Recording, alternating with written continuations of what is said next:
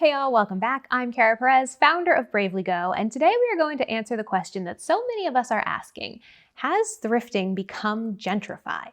This is a conversation that is happening all over social media, particularly on TikTok. And I think it's a conversation that deserves to be explored and deserves to be explored with nuance, which is kind of my jam. So if this kind of content is your jam, give us a thumbs up. That helps us in the almighty algorithm. And make sure to hit subscribe. We are a small channel and we really appreciate every single subscriber. And if you would like to see more socioeconomic video essays from us, please consider becoming a patron. Our patrons help support this channel and all of our content on social media, and they get super awesome bonuses like AMA hours with me and event discounts. So find that link in our description. Now, I will say I am a devoted thrifter. In fact, this shirt I got from a thrift store, these jeans I got from a thrift store. Most of my clothing comes from thrift stores. I started thrifting in 2013 when I was living off of $11,000 a year and trying to pay off my student loans. I was not making enough money to buy new clothes, and Goodwill really was the only place I could afford. I can't speak to other countries, but here in the United States, we have kind of an interesting relationship. We have a strange relationship to shopping. We are literally encouraged to shop as a form of patriotism, as a way of supporting the economy and supporting businesses that we love. But we are also encouraged to shop as a way to give back. Buy this pair of shoes and a poor child in Africa will also get a pair of shoes. Buy this bracelet and help to protect the rainforest. Shopping is tied up in our national identity, it's tied up in our personal values, and it's tied up in how we view each other. So these claims of gentrification are really important because we need to ask ourselves, if thrifting is getting gentrified, what does that say about the larger economic situation in the United States? And what does that say about who has power? Let's talk about the history of thrifting. Before I dive into that, it is important to understand that the accusations of thrifting being gentrified is mostly being pointed at thrifting clothes. You can thrift all sorts of things. You can thrift furniture, you can thrift books, you can thrift glassware, but mostly these conversations that are happening online are talking about thrifting clothing. Thrifting is relatively new in our world. Before 1900, people had way fewer clothes and they were mostly making them by themselves. A person would basically have two outfits, her daily workwear and one very nice outfit that she could wear to weddings, funerals, religious services. And as these two outfits wore out, that material would be repurposed into things like handkerchiefs, napkins, tablecloths. Very little went to waste. In the late 1880s, the first thrifting push carts popped up. And a push cart is a cart that you put stuff on and then you push through the streets. And largely these thrifting push carts were owned and operated by Jewish Americans. At this time, thrifting was very stigmatized, due in no small part to anti-Semitism, but also the idea of wearing someone else's clothes didn't really make a lot of sense when most people were able to make their own. Sewing was much more common, and it was much more socially accepted to make your own clothes than it is today. It wasn't until the Great Depression that thrifting really became normalized, and it only became normalized because so many people went broke and could not afford basic materials to make their own clothing. Now today we have thrift stores, but we also have consignment stores, and there's a difference between the two. A thrift store is something like Goodwill, a nonprofit where anyone can make a donation of items. A consignment store is like Buffalo Exchange, where people can sell their clothes for cash or store credit. Consignment stores tend to be a little bit more high-end, and they were popularized in the 1950s. Now, anyone who has thrifted before knows that there is a thrill that comes with the hunt. This idea that you could find vintage Levi's for $8.99 or a Chanel purse from the 70s for $12. This is the thrill of the thrifting hunt. Today, thrifting is an over $17.5 billion industry. But who is thrifting for, and is it being gentrified? From what I can tell, this conversation about thrifting being gentrified began on YouTube about 3 years ago, but it has really taken off on TikTok over the last year as the cost of everything from clothing to food to housing has skyrocketed. And the accusations are as follows. People who can afford to buy new or buy sustainable clothing are instead going to thrift stores, picking out the best pieces and either keeping it for themselves or reselling it, therefore driving up the overall cost of thrifted items everywhere. So these accusations lead me to ask, well, who is thrifting for? What is the income level required to qualify for shopping at thrift stores? Is it over 50,000? Is it under 40,000? Does it change according to where you live? Because let me tell you, 35K in New York City is not the same as 35K in Waco, Texas. There is this idea from a lot of people on the internet that thrifting is only for low-income people. But the term low-income people is inherently nebulous. Low income varies from place to place and from person to person. You could very easily be somebody who works at the Boys and Girls Club for $12 an hour, but doesn't have any student loans because your parents were able to put you through college. Additionally, this focus on income only leaves out a lot of other reasons that people might want to thrift. Thrifting is much more environmentally friendly than buying new, it's less wasteful because you're keeping things out of landfills, and it allows people to craft their own personal style. So let's explore these accusations in more detail. Accusation 1. Thrifting has gotten more expensive due to being gentrified. This one is pretty undeniable. Thrifting has definitely gotten more expensive over the last couple of years. Often people online say, well, it's resellers. If you go in and you buy all the nicest stuff available at Goodwill and then you resell it on ThredUp or Depop or whatever for 5 times what you bought it for, you're the problem. But this ignores the fact that everything has gotten more expensive in the last couple of years. These stores like Goodwill and Salvation Army and Buffalo Exchange, they are paying leases, right? They are paying rent for those spaces. Those rents have gotten more expensive, just like your rent on your apartment has gotten more expensive. Supply chain issues and inflation have also made things more expensive for everyone, including these businesses. So a thrift store might be increasing prices not just because of resellers, or not exclusively because of resellers, but because their lease went up $1,000 a month and they need to now make up that difference. Accusation number 2. Upper middle class thrifters and resellers are taking away items from high need communities. Let me be very clear. Poor people deserve nice things. I don't think personally that you have to have a certain level of wealth or you have to pay off all your debt or whatever it is until you can enjoy nice things. And if the only place that certain communities can get nice things is at thrift stores, they deserve to have that access. But most lower income people thrift for a need, not for a desire. For example, when I was making $11,000 a year, I was working part-time as a caterer.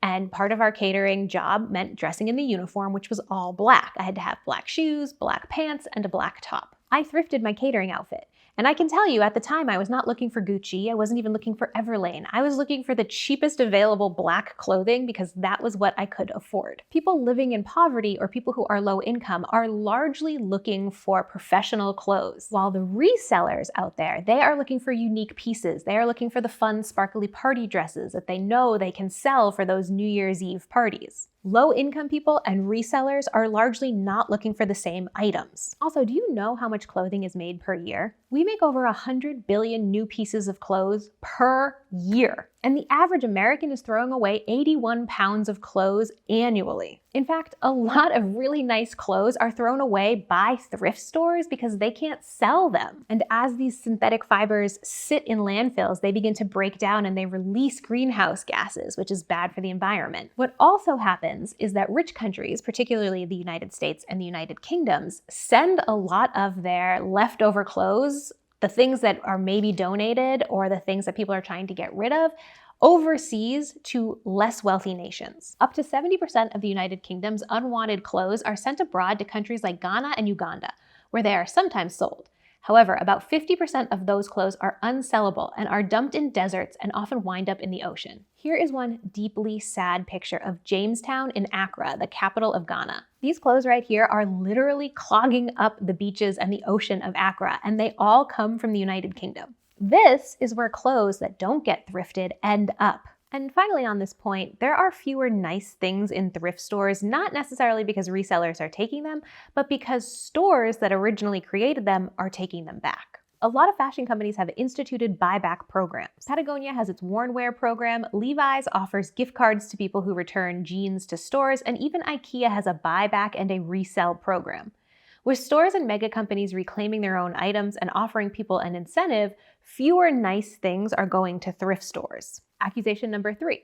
Resellers are ruining thrifting by taking cheap items and selling them for more. This is the argument that people are the most worked up about, that essentially people who can afford to buy nice new things are stealing from people who can't. But remember, let's consider a reseller's goal here. They want to find something as cheaply as possible and they want to resell it for as much as possible. Resellers and upper class thrifters are not going to the thrift stores in the low income neighborhoods. They are going to the boutique thrift stores. I know this sounds classist as hell, and it is, but if I'm looking to resell something, I'm not going to go to the low income part of town and dig around in the store, because the donations in that store are coming from low income people, and low income people are less likely to be buying things that will have value on the resale market. Now, there is the price differential to consider. People who are reselling are finding things at $10, $12 at the original thrift store and then reselling it for $20, $30, $50. And they are doing this because they are charging for the convenience.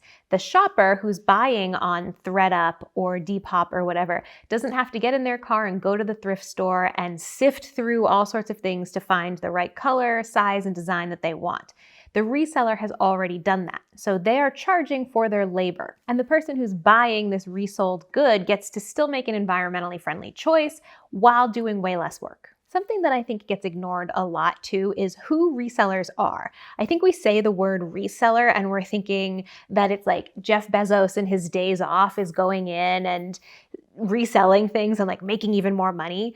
But that's often not the case. Resellers are often people who cannot work traditional jobs for health reasons or lifestyle reasons. A lot of resellers are disabled people or stay-at-home parents, and they are looking at reselling as a way to make some money on their own. Because as a reseller, you could get up really early, go to the stores, spend 3 hours looking, and then go home and have the rest of the day to care for your aging parent or to care for your child. Jade from Lavender Haze LA has spoken about how she has a low-income background and how reselling thrifted clothes was a good side hustle for her while in college. And eventually she made enough to be able to support herself while the world shut down in 2020. So if we're thinking across the income spectrum here, resellers can also be low-income people. Resellers can also be people living in these communities. We tend to think that resellers are vultures who are coming in and stealing, but resellers might be a part of that very community. If anything, I think that the problem with resellers is in rural communities where there are just fewer people overall, so that means there's fewer donations, and if a reseller comes in and wipes out a rural community's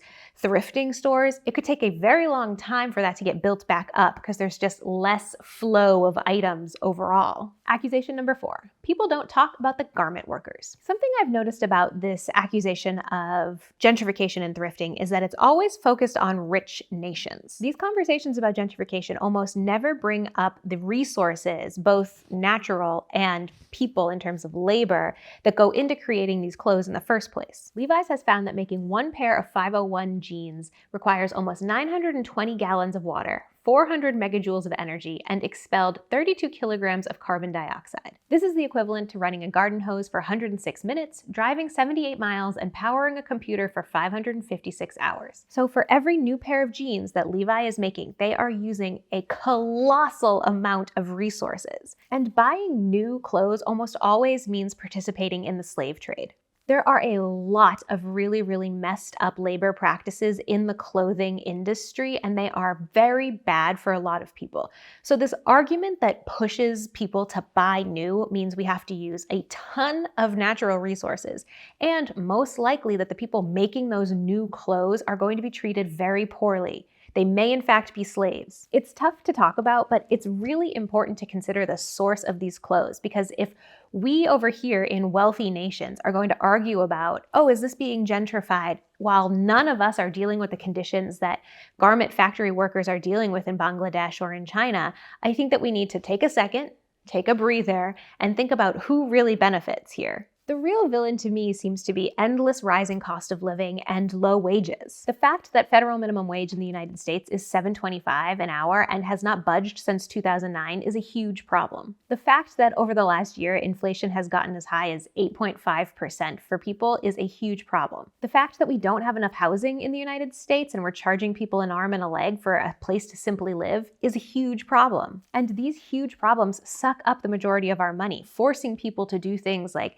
take take on reselling thrifted clothes as a side hustle or forcing thrift stores to raise their prices. What we really need to do is switch ourselves away from a fast fashion mindset to a slow fashion mindset. We approach thrifting in much the same way that we approach fast fashion. We think we should be able to have whatever we want, whenever we want, for as cheap as possible. We want to be more sustainable, but we also always want to be on trend. And thrifting has always allowed people to kind of explore this option. But what we really need to do is begin to shift our mindset away from constantly consuming to understanding, hey, I already have enough. We should be buying fewer clothes overall, keeping them for longer, and learning how to treat them well. Like, in my opinion, honestly, haul videos should be banned. It is truly sick to watch someone spend hundreds of dollars on clothes every single month to then show it off to people, to encourage other people to buy more clothes. Like, it's this sick cycle that so many of us are caught up in. And I'm including thrift hauls in this as well, because that's what I'm talking about. A thrift haul video still is approaching fashion with this fast fashion mindset of, I need to have as much clothing as possible. Here, let me show it off to you. Now, don't you want to go buy stuff too? In my opinion, the normalization of thrifting is a really good thing because it can help more people live more sustainably. And I think the question, has thrifting been gentrified, is a good one to ask because it forces us to dig a little bit deeper